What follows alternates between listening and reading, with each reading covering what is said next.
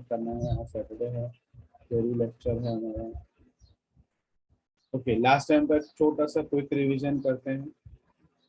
अगर याद है ना आपको, सबसे पहले हमको क्या लगा, हेडर फाइल, बराबर। हेडर फाइल क्या रहती है, iostream.h। फिर हमको क्या लगता है, क्लास लगता है। क्लास स्टूडेंट लिए हमने, स्टूडेंट के अंदर प्राइवेट लिए, फिर उसके अंदर कुछ मेंबर वेरिएबल्स डाले, फिर पब्लिक लिए, और फिर पब्लिक एक्सेस स्पेसिफायर, फिर कुछ मेंबर फंक्शंस उसके अंदर डाले, एंड फिर मेन फंक्शन में हमने स्टूडेंट क्लास लिख के ऑब्जेक्ट बनाया, और उस ऑब्जेक्ट के थ्रू हमने उस क्लास को एक्सेस किया। तो ये लास्ट टाइम हम लोगों ने काफी डिटेल में पढ़ चुके हैं।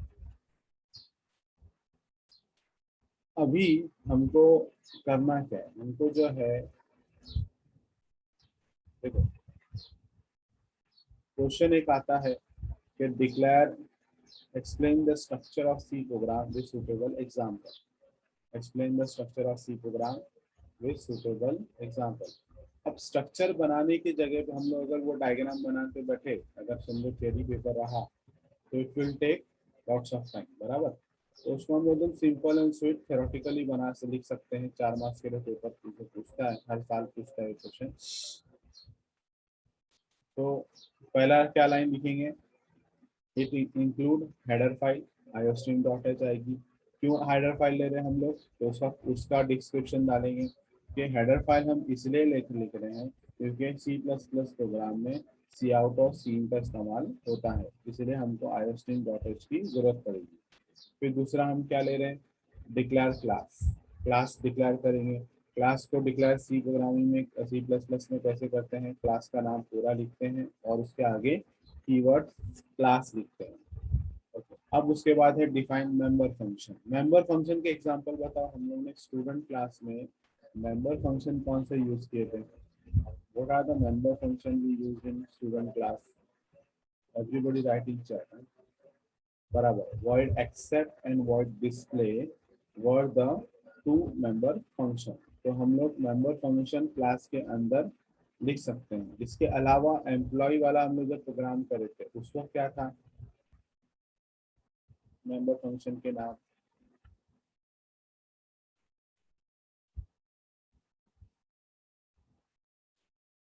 void get data, void put data। फिर मेन फंक्शन लिखना पड़ता है, ये चौथा वाला पार्ट मेन फंक्शन हुआ। मेन फंक्शन में हम क्लास लिखते हैं, क्लास का ऑब्जेक्ट बनाते हैं, है ना। तो अभी जो थोड़ी देर पहले मैंने आपको डायग्रामेटिकली बताया था, वो सेम थिंग यहाँ पे थ्योरेटिकली लिखना है, ठीक है। तो हम लोग यहाँ पे क्लास का नाम लिखते हैं, मेन फंक्शन में क्लास का नाम लिखते हैं और क्लास के साथ ऑब्जेक्ट बनाते हैं और उन मेंबर वेरिएबल्स या फंक्शंस को इनडायरेक्टली या डायरेक्टली एक्सेस करते हैं, ठीक है। ओके, एक नया कंसेप्ट आएगा अभी, what is scope resolution operator. अब ये स्कोप रेजोल्यूशन ऑपरेटर किसको बोलते हैं, स्कोप रेजोल्यूशन ऑपरेटर जो है, ये इसका सिग्निफिकेंस क्या है, मतलब इसकी इंपॉर्टेंस क्या है। देखो जैसे हमारे पास मॉडुलस ऑपरेटर था, प्लस ऑपरेटर था, माइनस ऑपरेटर था, वैसे ही एक और ऑपरेटर इधर पे सी प्लस प्लस में है और उसको कहा जाता है स्कोप रेजोल्यूशन ऑपरेटर। 2 बार जो कोलन डालेंगे, 2 बार कोलन अगर डालते हैं हम लोग, 2 बार हम कोलन डालेंगे, एक कोलन हुआ फिर से एक कोलन हुआ, तो this become my scope resolution operator. क्या बन जाएगा ये मेरा स्कोप रेजोल्यूशन ऑपरेटर, ठीक है। तो उससे पहले एक चीज छोटा सा बैक थोड़ा जाते हैं। यहाँ पे जो आप फंक्शन देख रहे हो, void accept and void display, void accept and void display, ये जो फंक्शन है मेरा, और फिर ये वाला जो मेरा फंक्शन है, it is inside the class or outside the class, right? I for inside, O for outside, it is inside the class or outside the class।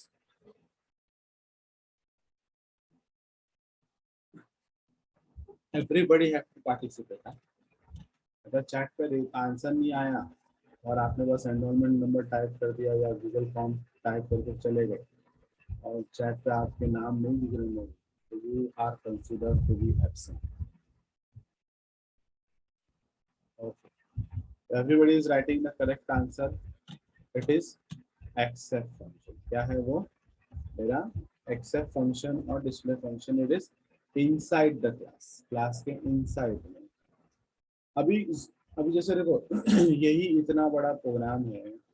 अगर मुझे इसकी जरूरत पड़ी कि भाई ऐसा ये जो पार्ट है लिखने का, ये मैं क्लास के बाहर लिखना चाहता हूँ मगर वो अंदर का हिस्सा हो.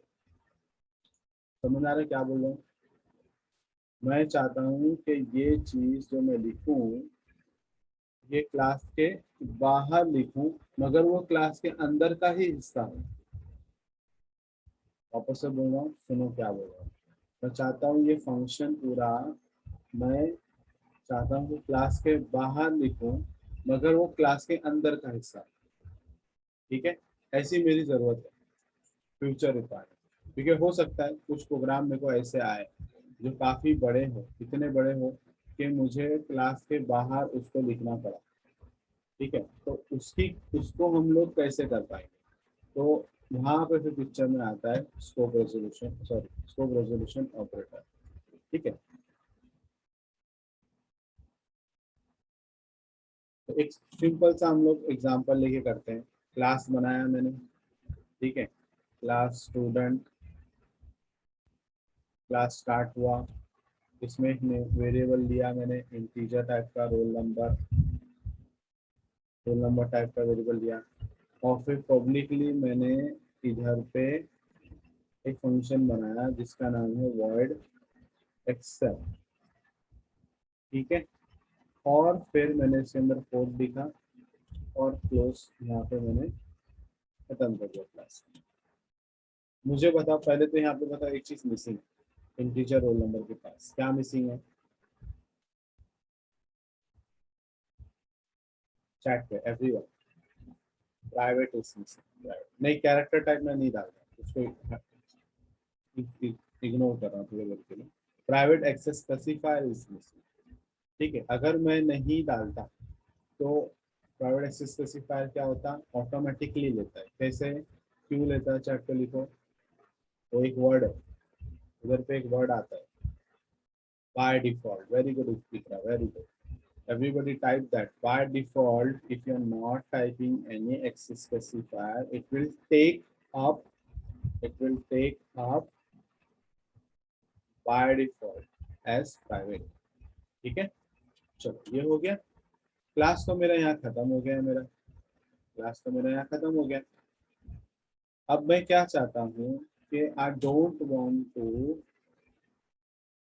Use this function inside the class. उससे पहले एक सिंपल सा एग्जांपल है.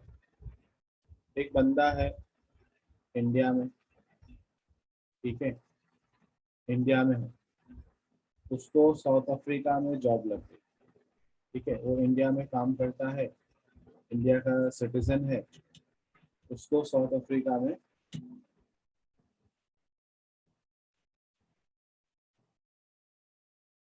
जॉब लग गई. तो पहले तो वो जॉब इंडिया में कर ही रहा था, इंडिया में वो जॉब वो कर ही रहा था. मगर अब वो जॉब उसको बाहर लग गई है ना. उसको जॉब कहाँ लगी है, बाहर साउथ अफ्रीका में. तो जब वो इंडिया से बाहर काम करने जाएगा उसको क्या चीज की जरूरत लगेगी, to prove that he belong to India. वो शख्स जब इंडिया से बाहर जब जाएगा तो what is the thing he required, passport लगेगा. वेरी गुड, पासपोर्ट लगेगा. क्यों पासपोर्ट लगेगा.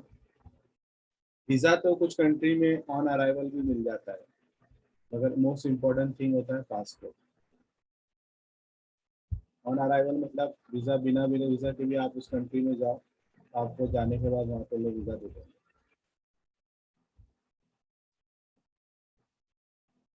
पासपोर्ट लगता है. पासपोर्ट क्या प्रूफ करता है कि this person belong to this country, है ना.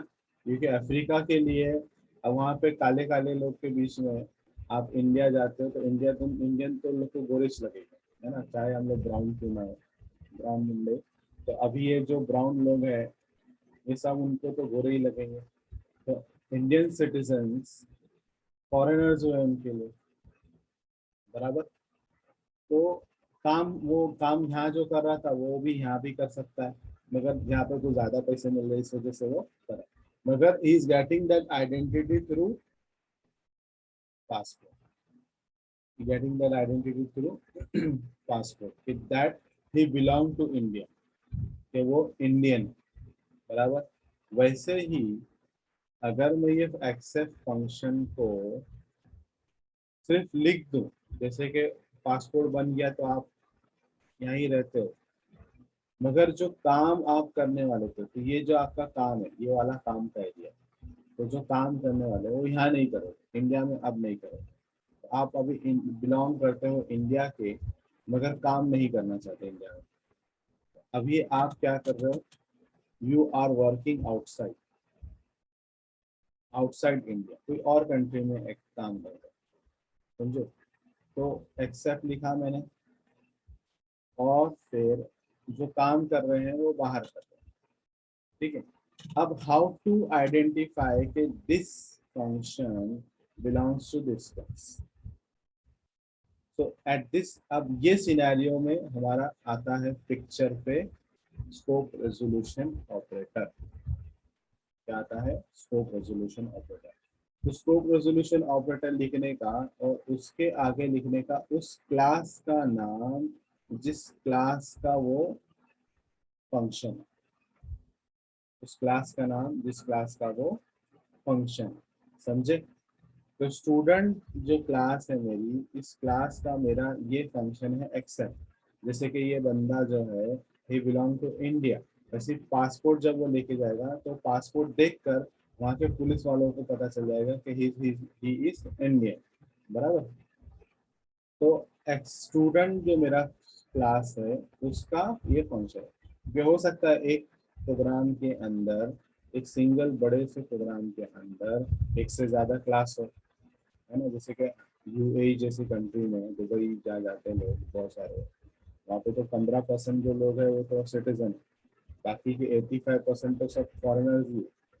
तो 85% लोगों को अलग अलग कंट्री से आए होते हैं, वैसे ही एक ही प्रोग्राम में आपके बहुत सारे क्लास हो सकते हैं, और वो हर क्लास का फंक्शन बाहर कहीं पर भी यूज किया जा सकता है, वैसे ही फंडे आगे चल के आएंगे अपने को।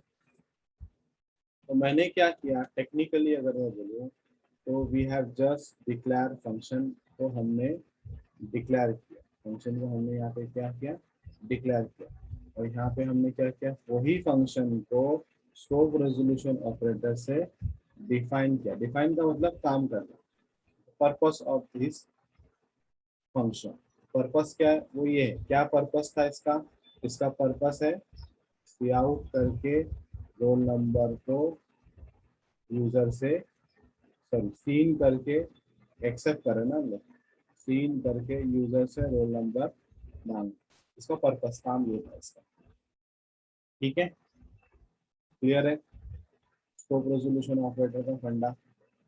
तो जब मैं मेन फंक्शन लिखूंगा, word main, word main function लिखता हूँ, वर्ड मेन फंक्शन जब लिखता हूँ तो सेम चीजें वैसे ही रहेगी, फंक्शन में कुछ चेंजेस नहीं है, सेम वैसा ही, एस डॉट स्टूडेंट क्लास बना है, एस ऑब्जेक्ट बना है, एस डॉट एक्सेप्ट, खत्म, इतना किए मेरा मेन फंक्शन हो गया, मेन फंक्शन हो गया, ठीक है, समझा।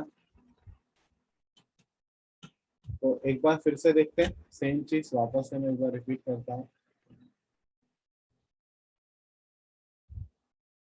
देखो अगर मैंने एक क्लास बनाया स्टूडेंट नाम का, और उसके अंदर एक प्राइवेटली मैंने एक वेरिएबल लिया, इस बार लिख रहा हूँ, पिछली बार लिखा नहीं था, तो बाय डिफॉल्ट प्राइवेट ही रहता है।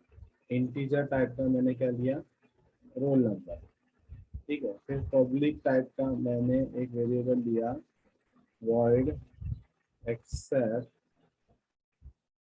और उसके अंदर मैं उसका काम दे रहा हूँ सी इन रोल नंबर, और क्लास को मैंने यहाँ पे खत्म कर दिया। The purpose of this function was to take input for the variable roll number, but I don't want this thing जो वर्किंग यहाँ पे हो रही है, मैं नहीं चाहता कि वो इस क्लास के अंदर है, मगर ये फंक्शन इस क्लास का जरूर है। तो जो काम इस क्लास के अंदर ही कर रहा था उसको भी क्लास के बाहर कर रहा है। तो मैं चाहता हूँ कि वापस से हम लिखे वर्ड एक्सेप्ट, ठीक है। तो यहाँ पे वो क्या बना, फंक्शन का डिक्लेरेशन, सिर्फ फंक्शन को हमने डिक्लेयर करके छोड़ दिया।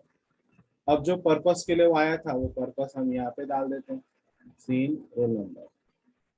But how can this main function, अगर हमें लिखता हूँ वर्ड मेन, और जब मैं मेन फंक्शन यहाँ लिखा CLR और फिर स्टूडेंट मैंने बनाया क्लास एस लिया, इस एस के थ्रू अगर मैं एक्सेप्ट फंक्शन को मैं कॉल करता हूँ, एक्सेप्ट फंक्शन को कॉल करता हूँ, तो जब ये कॉल करूंगा तो ये इधर जाएगा, बराबर, क्योंकि ऑब्जेक्ट तो एस स्टूडेंट का है ना, इधर जाएगा। वापस से बोल रहा हूँ, गौर से सुनो, एस डॉट लिख रहे हैं हम लोग, एस जो ऑब्जेक्ट है उस ऑब्जेक्ट के थ्रू मेरा ये फंक्शन इधर जाएगा, मगर यहाँ से वो इधर पे नहीं आएगा, क्योंकि आपने अभी तो उसको बताया ही नहीं कि वो फंक्शन जो है, ये वाला जो फंक्शन है वो कौन सी क्लास का है, कौन सी क्लास का है। तो वो करने के लिए मुझे क्या लगने का, क्या लगेगा बोलो, फटाफट बताओ चैट पे, scope resolution operator, very good. तो अब स्कोप रेजोल्यूशन ऑपरेटर बताएगा कि वो किससे बिलोंग करता है, मगर मेरे को वो भी स्पेसिफाई करना पड़ता है कि कौन सी क्लास का है। सिर्फ स्कोप रेजोल्यूशन डालने से काम नहीं बनता, तो मेरे को क्या लिखना पड़ेगा, क्लास का नाम, I have to write student, ठीक है। तो अब जब वो फंक्शन, जब मेरा फंक्शन रन होगा, यहाँ पे आया प्रोग्राम, यहाँ रन हुआ, यहाँ रन हुआ, यहाँ रन हुआ, फिर जब यहाँ पहुंचा, तो अब यहाँ से वो इधर आएगा। यहाँ मालूम पड़ा कि भाई तो आपने तो बस डिक्लेयर करके रखे, तो डिक्लेयर करके रखे तो फिर वहां से वो यहाँ जाएगा, फिर यहाँ से फिर वो एग्जीक्यूट होगा, ऐसा होता है, समझा। बट एक चीज और आपको बता दो, इतना क्लियर है, इतना समझ गया, चलो इतना बता दो, एक कंफ्यूजिंग करने वाली चीज बताऊंगा मैं आगे, इतना समझा कि आपको, एवरीबॉडी टाइप क्लियर, यस।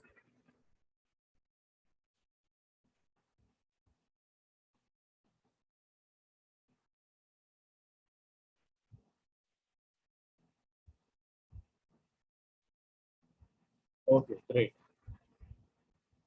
अगर मैं ऐसा नहीं लिखता, ऐसा नहीं लिखता, अब ये जो स्टूडेंट मैंने नहीं लिखा, स्टूडेंट कोलन नहीं लिखा, तो what happened to this function, अब ये function is does it belong to class student or not, yes or no, belong है तो बी लिखो, नॉट बिलोंग है तो नो लिखो, and you can type N also. अब ये क्लास से बिलोंग नहीं कर रहा, बराबर, very good. So this kind of functions, अब इस वक्त ये फंक्शन जो है वो इंडिपेंडेंट फंक्शन है, क्या बना, इंडिपेंडेंट फंक्शन है, क्या बना, इंडिपेंडेंट फंक्शन। अब इंडिपेंडेंट फंक्शन को कॉल करने के लिए, इंडिपेंडेंट फंक्शन को कॉल करने के लिए ऑब्जेक्ट की जरूरत पड़ती है क्या,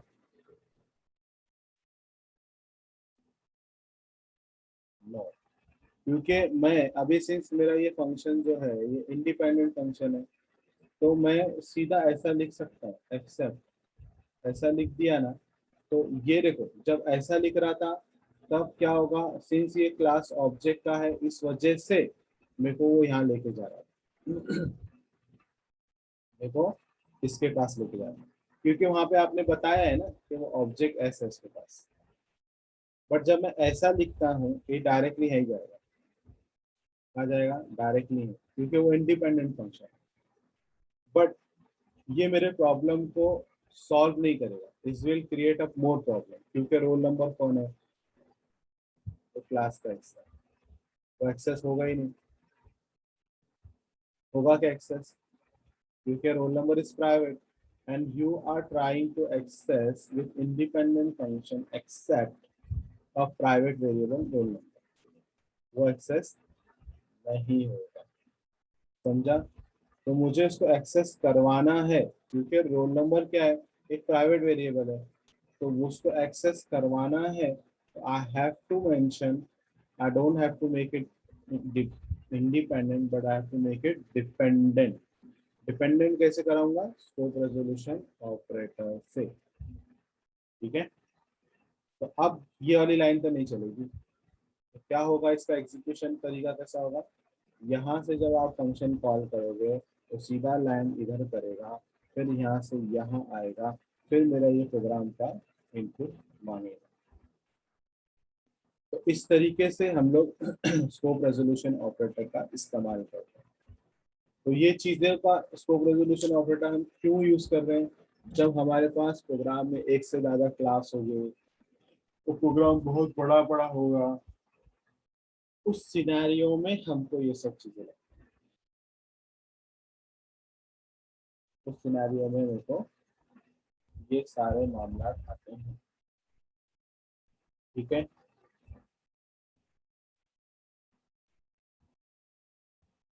एनी डाउट हियर? किसी को कोई डाउट, किसी को कुछ है तो they can ask me over mic. Mic का प्रिविलेज मैं देता हूँ आप लोग को।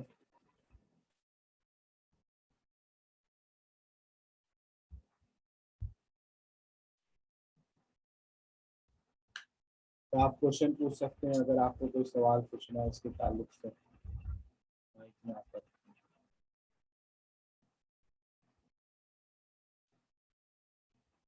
जो लेट ज्वाइन कर रहे हैं एनरोलमेंट नंबर टाइप करो याद से, और मैंने एक लिंक भेजा था, वो लिंक को भी फिल करो। ओके, यहाँ पे ना अब तक यहाँ पे हम लोगों ने प्रोग्राम काफी छोटा है, शॉर्ट शॉर्ट एंड स्वीट है, इसके लिए कंसेप्ट समझ गया है ना। जब प्रोग्राम बड़े हो गए ना तो डरने का नहीं है। ठीक है, हम लोग अभी पहला चैप्टर पढ़ रहे हैं, प्रोग्राम बहुत बड़े बड़े होते हैं।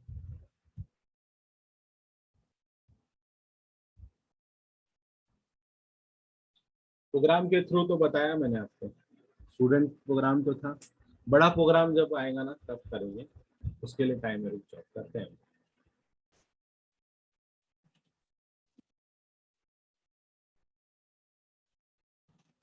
ओके, जो लेट ज्वाइन किए हैं वो लिंक पे फिल करो, एक ही बार फिल करना, दो दो बार नहीं करना। ओके, तो थोड़ा सा थ्योरेटिकल एक्सपेक्ट पे आते हैं इसका।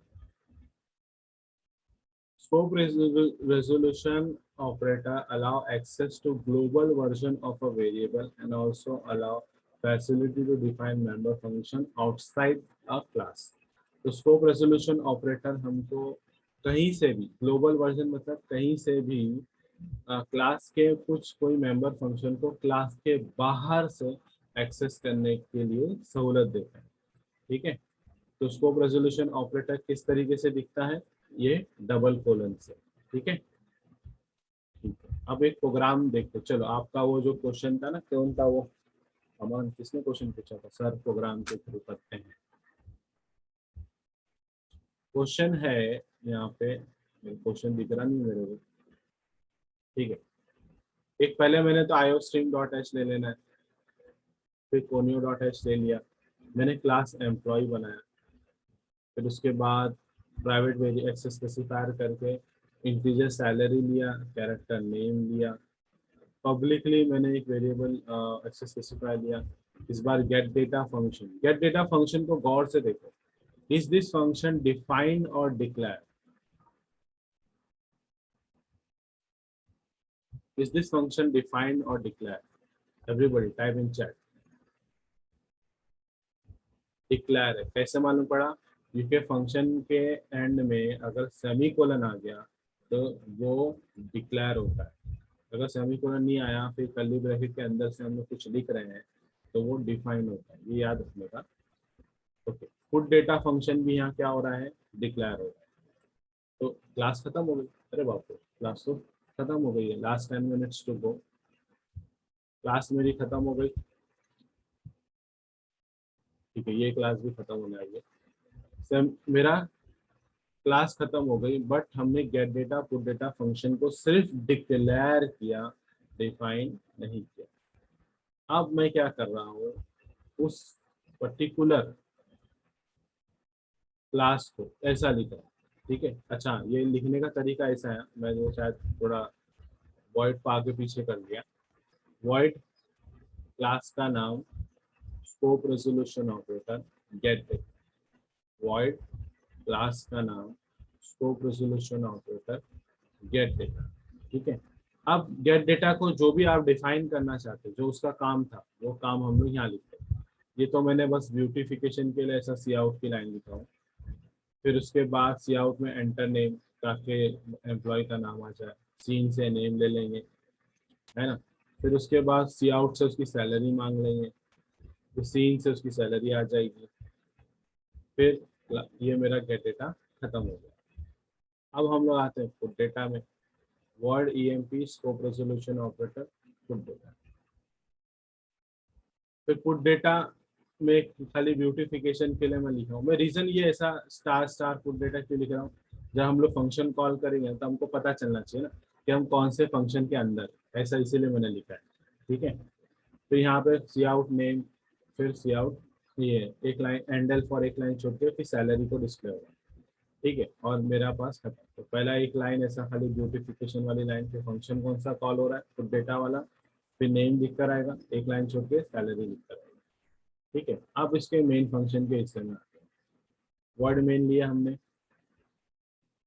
फिर इसके अंदर बोलो क्या लिखेंगे सबसे पहले। अगर मेरे को क्लास को एक्सेस करना है तो what have to write, class के पॉइंट ऑफ व्यू से बोलो, what have to write class का नाम और ऑब्जेक्ट। वेरी गुड, क्लास का नाम और ऑब्जेक्ट। तो मैंने पहले स्क्रीन क्लियर किया।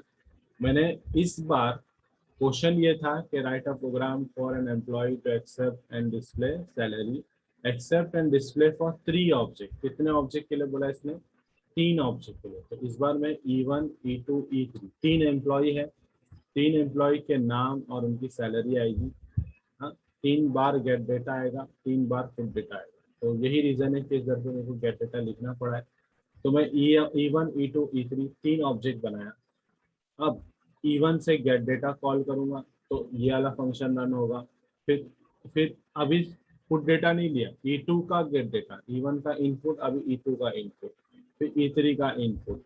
अब क्या करेंगे, E1 का आउटपुट जो ले चुके हैं उनको डिस्प्ले कराएंगे, जो E2 का जो ले चुके हैं उसको आउटपुट में डिस्प्ले कराएंगे, और जो E3 का ले चुके हैं उसको आउटपुट में डिस्प्ले कराएंगे। And finally get cs program खत्म। ठीक है, एक बार प्रोग्राम फिर से देखते हैं, फिर से प्रोग्राम देखते हैं, गौर से देखते हैं। हमको क्लास एम्प्लॉय बनाना था जिसके अंदर नेम और सैलरी लेना था, मगर ये जो हम लेंगे 3 एम्प्लॉय के लिए लेंगे, एक एम्प्लॉय के लिए।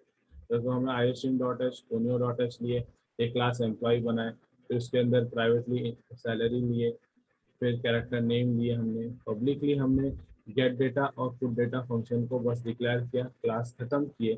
फिर उसके बाद हमने गेट डेटा फंक्शन को डिफाइन करे क्लास के बाहर, और उसके अंदर यूजर से मांगे, लिए यूजर से, फिर मांगे सैलरी, फिर लिए, फिर पुट डेटा में यूजर से, फिर हम लोगों ने क्या किया, यूजर पे फिर हम लोगों ने पुट डेटा पे डिस्प्ले नेम कराया, पुट डेटा कराया, फिर पुट नेम कराया, फिर एक लाइन छोड़े, फिर सैलरी कराया।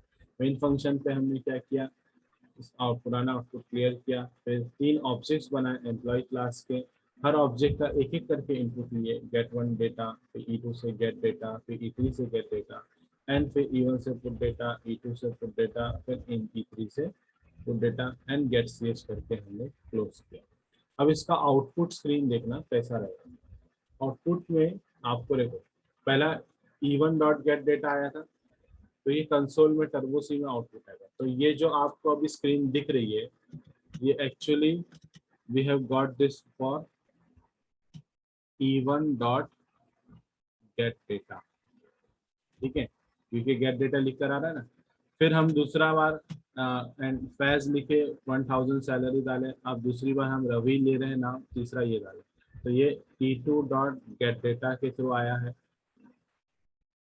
ठीक है, उसके बाद अब जो आ रहा है वो E3 डॉट गेट डेटा के फंक्शन के कॉल के वजह से आ रहा है, बराबर। फिर उसके बाद पुट डेटा के लिए आ रहा है। अब ये जो आ रहा है वो E1 का पुट डेटा, देखो ये जो फैज लिखा है और ये 1000 लिखा है वही यहाँ पे आया है ना। तो it is because of E1 dot put data.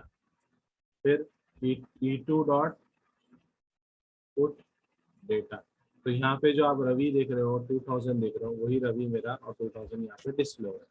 And finally मेरा E3 डॉट पुट डेटा, तो जो इनपुट मैंने यहाँ पे जॉन और 3000 के लिए E3 के लिए लिया था, वही मेरा जॉन और 3000 देखो यहाँ पे दिख रहा है।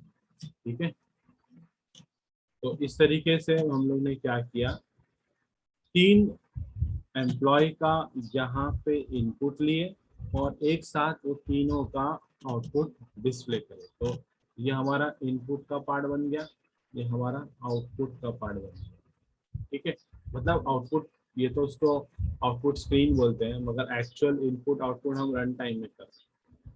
ठीक है, तो जो यहाँ पे यूजर से 3 एम्प्लॉय की डिटेल्स अंदर लिए, उसी 3 एम्प्लॉयज की डिटेल्स को डिस्प्ले किए। ठीक है, तो एक बार प्रोग्राम में फिर जाते हैं।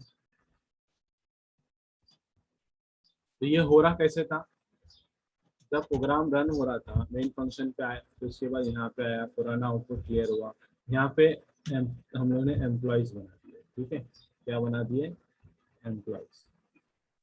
जब E1 डॉट गेट डेटा आया, तो ये वो यहाँ पे गया, यहाँ पे गया, एंटर नेम हम लोग ने क्या किए, रवि किए, फैस किए ना, पहले वाले में फैस था, यहाँ पे फैस गया, और फिर ये लिख कर आया सैलरी, फिर आपने 1000 डाला, प्रोग्राम कंट्रोल खत्म, सीधा यहाँ से वापस रिटर्न ही करते हैं।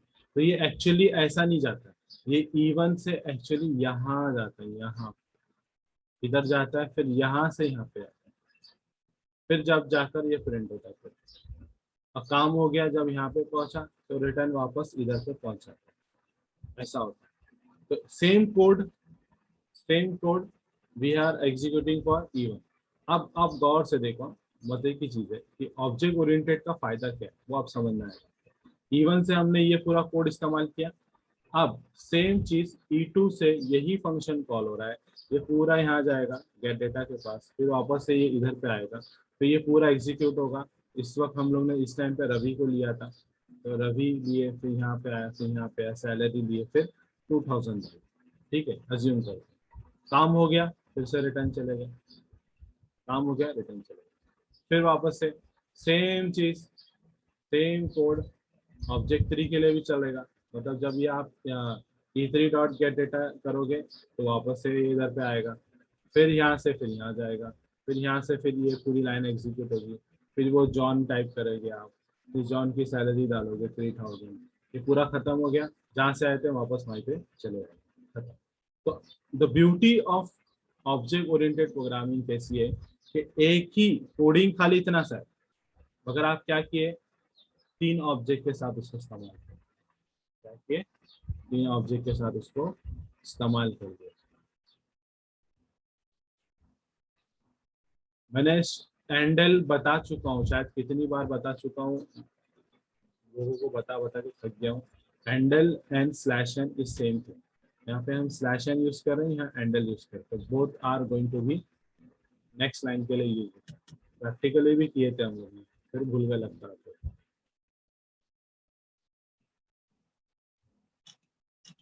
ठीक है, सिमिलरली आउटपुट भी ऐसे ही फैशन में आया है। तो ब्यूटी ऑफ ऊप क्या है, लास्ट 1 मिनट तो वो बंद हो जाएगा। ब्यूटी ऑफ ऊप क्या है, हम कोड को रीयूज कर रहे हैं, कोड को हर ऑब्जेक्ट के साथ यूज कर रहे हैं, हर ऑब्जेक्ट के साथ यूज कर रहे हैं। सिमिलरली ये कोड को हम इसके साथ भी यूज कर रहे हैं, इसके साथ भी यूज कर रहे हैं, इसके साथ भी यूज कर रहे हैं।